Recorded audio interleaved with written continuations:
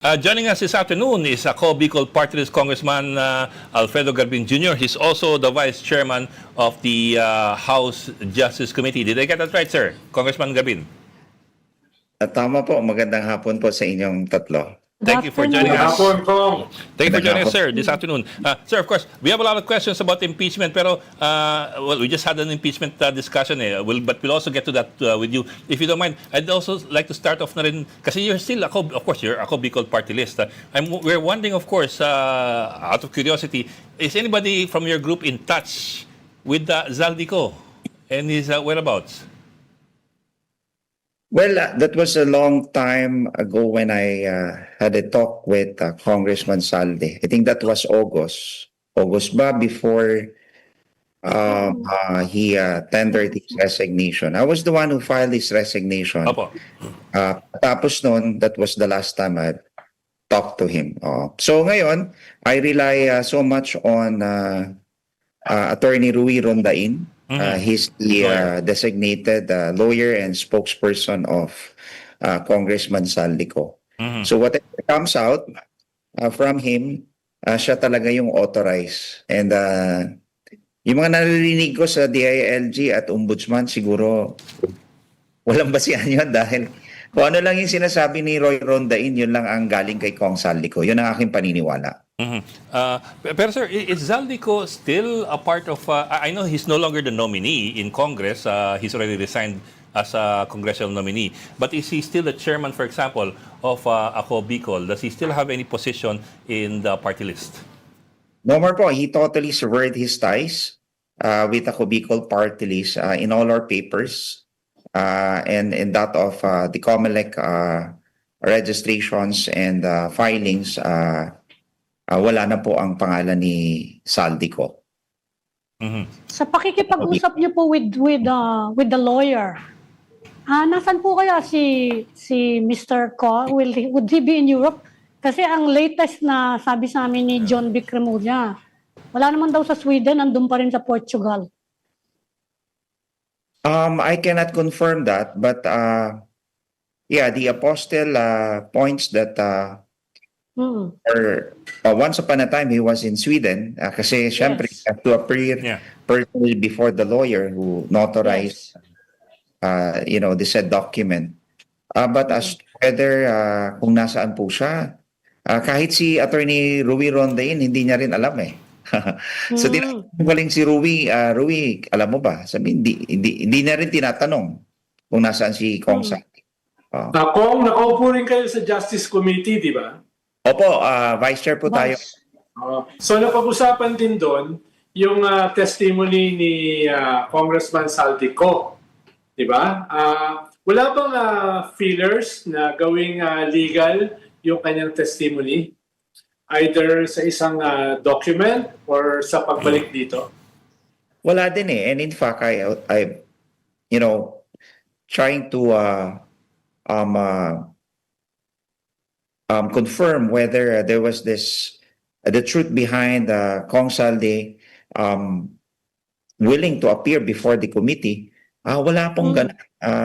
Wala siyang and the only way we can verify the statement of Kong Saldi and use it before the Committee on Justice is there must be a document that will attest to that fact. And I'm referring to an affidavit. Wala akong affidavit na prinisinta sa Committee on Justice. So walang attempt kahit sa isang Philippine Embassy sa Europe na gumawa siya ng affidavit? Wala po, wala.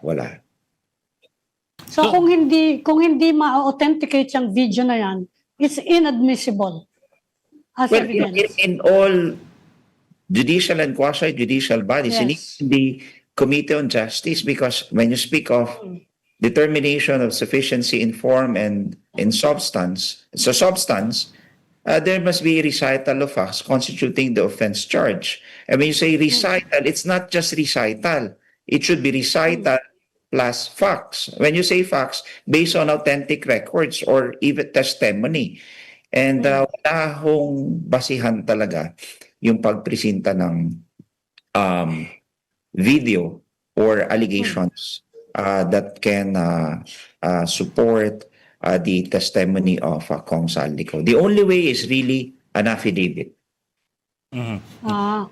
Kasi sir, ang But dami apart from niyang... an affidavit, kasi medyo seryoso yung mga sinabi niyo dyan eh. Mm. Will you require supporting evidence? Di ba?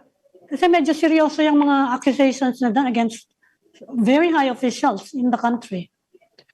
Well, apart from the affidavit, it should be attested to. Meaning he's willing to attest to the narrations of all facts contained in Yes. said affidavit. And iba kasi yung nagsubmit ka lang ng affidavit, but you have to identify and certify that all the allegations and the said affidavit are true and correct. Okay? Saka, matatanggap niyo ba yung kung wala siya rito? Kasi meron ganong judicial question eh. May right ba yung walang tao na wala rito? Kasi meron siyang limited legal rights, no? In that case, ikaw ang akusador, do you have to be physically present for this kind of case? Yung experience ko ho sa law practice, although what was cut short, the one who made the affidavit should identify the same before any courts of law. So, kailangan na mag-appear personally. Oo. And identify the same and attest to the fact that siya yung pirma na doon, kanya yon, at susumpaan niya rin yon sa korte. Kong, after all these unprecedented controversies, ano ba naging status ngayon ng Ako Bicol? May changes ba sa inyong mga committees na inuupuan? May changes ba sa inyong relasyon sa mga leadership ng House? Ano ba nangyari dahil nasa gitna yung Ako Bicol sa lahat ng ganitong mga pangyayari? Of course, before this happened, dati ako part ng leadership. But after that, nawala ako sa leadership. Nawala na rin ako sa Commission on Appointments. But all major committees was retained. And yung aming second nominee who replaced Kong Saldi was, nag-sworn in na rin. So, mukhang konti lang naman yung changes. Nawala lang ako sa House leadership. Well, sir, kasi rin, for quite a long time, at least since 2019, si Zaldico was parang the face of Ako Bicol of the party list. And in a lot of ways, kasi especially since he was the Appropriations Committee chairman at one point, he was also looked at as the moving force behind Ako Bicol. I'm personally, I'm wondering, when all these scandals erupted, was he ever sanctioned by his own party, by Ako Bicol? Kasi kahit papaano, sinama niya, maybe unwittingly, sinama niya yung inyong partido doon sa sa iskandalo. Tinanggal na po namin siya. And if you put it that way na kumbaga sanction, siguro ganun na po yung sanction namin. Opo. Kasi yun nga well, he was the face of Ako Bicol for such a long time So whatever he did or did not do, meron siyang residual effect kahit paano sa inyo at sa mga nakaupo. Talagang affected yung aming reputasyon bilang isang political party. But we're trying to come up with a how do you call this, a solution to that problem by just continuing our advocacy and programs in order to fill those lost credibility sa aming constituency, which is the Bicolanos. And sa tingin ko, pakunti-kunti na ibabalik po namin. I guess what I'm trying to say, sir, is is your party taking further steps to try to get him to either come back, clear his name, or or do anything to move things forward. Kasi right now he's abroad, everybody's waiting for him to do something, say something, put something in writing, at parang ano lang, parang nag-iintay lang tayong lahat kayo po, yung grupo ninyo ang pinakamalapit sa kanya. Hindi si John Vic Remulla, hindi si Boying Remulla. Yung grupo po ninyo ang pinakamalapit sa kanya. So we're wondering kung meron lang any effort from the part of your group to reach out and ask him to step forward. We want to clear his name. Ang kanyang reservation lang is, syempre, pag umuwi siya dito ay ikukulong siya kaagad. So, yan ang kanyang reservation. But he wants to tell all and tell the Filipino people what really happened when he was the chair of the Committee on Appropriation. I think what he said was just part of the whole story that he has reserved for the Filipino people. Yan ang kanyang sinabi sa kanyang abogado kay Attorney Ruy Rondain na marami pa siyang pwedeng sabihin, but he wants a fair trial pag umuwi siya. Pero considering the accusations against him, Congressman, I think going to prison, going to jail is a given in his case Mukhang magiging non-negotiable yan, and I think the public will not accept na hindi siya makukulong kahit sandali man lang. Well, I totally agree with you. Right now, he's facing a case which is a non-bailable case. Yes. Kaya nga po, siguro that's one of the reason why di siya makauwi-uwi dahil sigurado talaga pag ay makukulong siya. Opo. Also, another thing po, he's the only high-ranking official so far, politician so far, who has admitted to making deliveries of cash, baga-bagahe, to high officials. Yung iba kasi, mga engineer lang siya lang yung official na politician na umamin ng ganun. I know it's not authenticated yet. I know it's not in affidavit form, pero it's very, very public and it's on his Facebook page.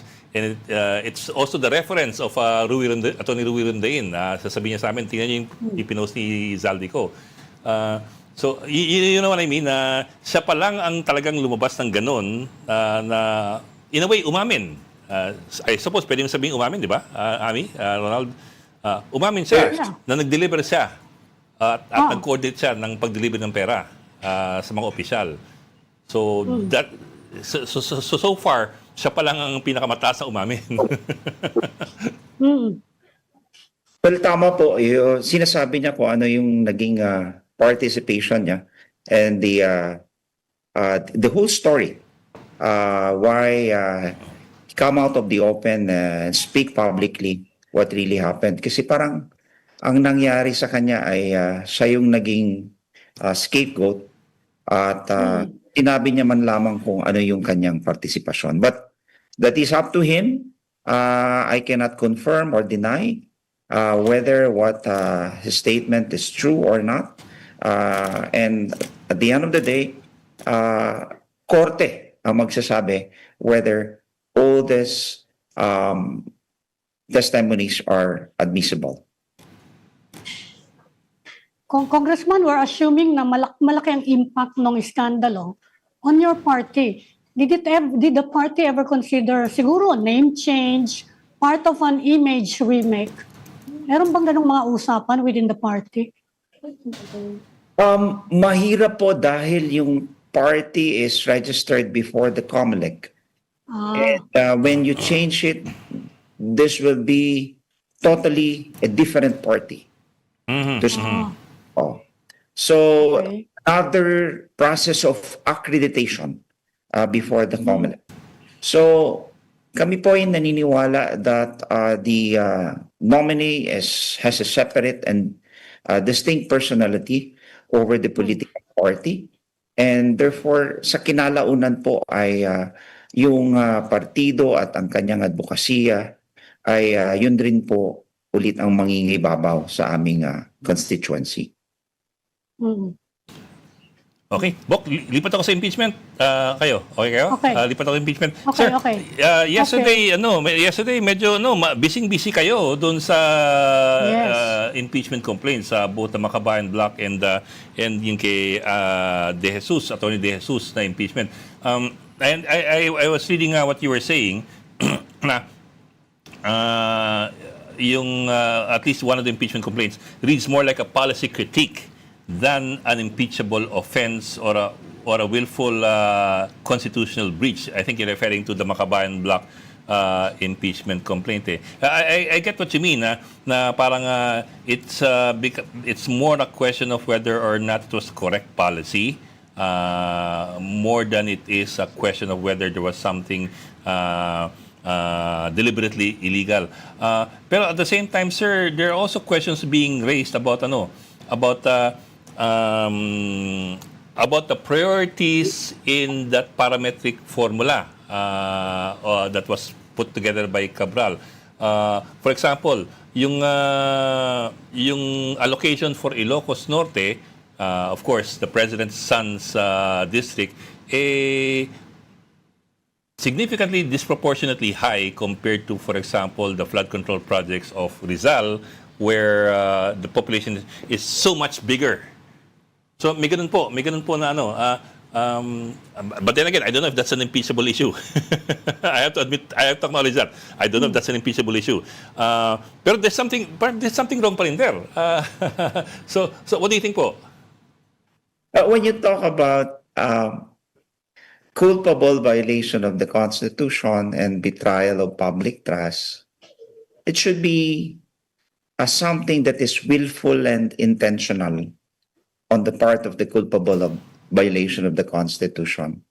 On the other hand, betrayal of public trust, it speaks about a violation of oath of office. Yung policy disagreement and the priorities of the president is not tantamount to the willful violation of the Constitution. In fact, you talk about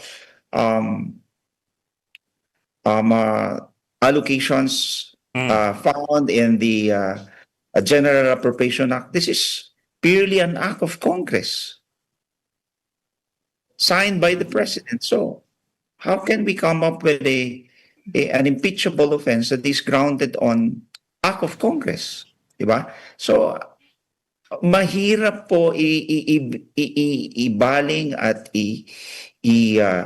ipunto, ituro sa ating presidente. And that's why I'm saying this is more of a policy critic, a policy disagreement that is not tantamount or would result for a ground of impeachment. Pero sir, wouldn't it fall under graft? Maybe not corruption, pero wouldn't it fall under graft? But I don't know if graft is a high crime. Well, graft and corruption is one of the impeachable grounds, but there was no allegation as to whether how those allocations resulted into graft and corruption.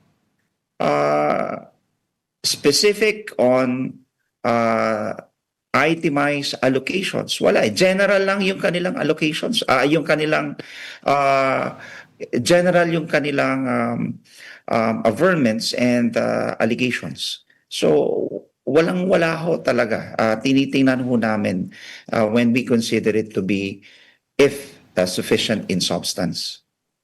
Yung graft kailangan may personal benefit dun sa akusado. Personal benefit That or he personally benefited. Personally benefited or personally instructed to do such act. Wala akong ganun na aligasyon eh. Kung anong fearless forecast mo, kung sa plenary tungkol dyan sa PBBM? Well, tama po kayo dahil yung aming desisyon sa Committee on Justice is not yet final. The committee has to render it report sa plenaryo and by next week pagbubuhan yan sa plenaryo. Sa tingin ko po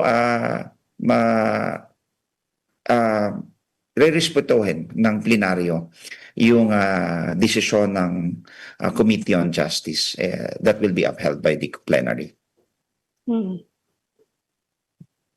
Sir? Kasi kung plenary yon at babalik na rin, di ba, they will have to appreciate kung ano yung pinag-aralan ninyo, di ba? Di ba? Kung magiging botohan will be on purely political lines, baka sakaling may magkaiba yan. Pero if they are going to depend on the work of their own Justice Committee, medyo mahirap yata ipaliwanag yung na walang political element being injected. Although, of course, impeachment is an political process, Well, tama po kayo. Essentially, impeachment is a political act, and you cannot expect the cold neutrality of an impartial judge. And Yes. it plays also the partisanship. So, nandyan din yung Yes. partisanship. So, I would say that confidently that by next week, ito po ay susuportahan ng plenaryo. Kasi may nagsasabi, I'm asking that, Congressman, kasi may mga nagsasabi na may effect daw sa sentimiento sa House, yung ongoing investigation dyan sa flood control. Plus, yung nag-approach na presidential race sa 2028 na medyo Lumalapit na. malakas yung kabilang side. Oo. Kaya yan daw may mga ganyang consideration in Idagdag mo all rin, these Ami, idagdag mo na rin yung mga cases. recent surveys. And the recent surveys, although hindi masyado pa naman, Tama ba yung ganung mga observation, Congressman? Well, valid naman po yung lahat ng observation, but as you can see in the committee, nagkakailan lang po yung bumoto, how much more sa plenaryo na majority of the major political parties are supportive of the president. So sa tingin ko po ay hindi lulusot yung pag-overturn ng desisyon ng Committee on Justice. If you want to overturn it, it needs 1/3 of the members of the House, and ilan lamang yung hardline opposition sa ngayon sa House of Representatives. Nakakailan lang. Okay. Okay. O yan, peerless forecast mo. Sir, Tingin ko po hindi mababali. Ayan, oo. pero sir, papilas forecast na rin. Yung forecast ni Ronald. Pero sir, papilas forecast na rin kasi sooner or later yung impeachment complaint against VP Sara Duterte aabot sa sa Justice Committee. Justice Baka pwedeng Committee. mag-pilas forecast na rin kayo doon. Wala pa po dahil wala pa ngong referral sa plenaryo at inaantay po namin sa komitiba. Speaker. Hindi ko pa ho nabasa yung impeachment complaint na final ng dalawang grupo that was endorsed by members of the House. So, premature pa rin ho para magkaroon tayo ng forecast. Yes, sir. Although, but generally, sir, it's going to be the same as last year, 2024 pa kasi yung dalawang impeachment complaints na yan it's gonna be the same except for the addition of the Madriaga affidavit. But other than that, it's basically, I think, the same di ba? Ba? But to me, it's a first look dahil I was not a member of Congress. As Congress, hindi ako member ng 19 Congress po. So, Okay. Ayan, Okay. nagbayrata ho kayo. Okay, sige. Okay. Okay. Ronald, ikaw. Okay na, baka Okay na. baka mapahamak si Congressman Garbin sa mga tanong ko oo. Tanungin mo na, Ronald. Sige na. Tanungin mo na, makikinig kami. Oo nga, sige na. Makikinig lang kami. Okay na. Bubulong ko na lang sa kanya pag nakita kami. Salamat, Ronald. Salamat, Ami. Salamat, Ed. Ito talaga si Ronaldo. Thank you, Thank you, sir. Congressman. Magandang Thank you hapon po. po. Ako, Bicol Congressman Alfredo Garbin Jr. Thank you, sir.